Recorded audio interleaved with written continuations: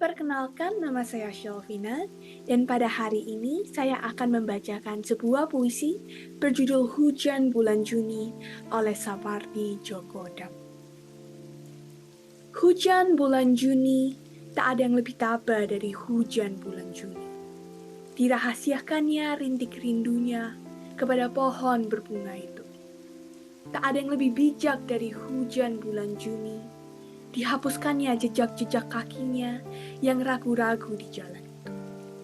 Tak ada yang lebih arif dari hujan bulan Juni. Dibiarkannya yang tak terucapkan diserap akar pohon bunga itu. Terima kasih.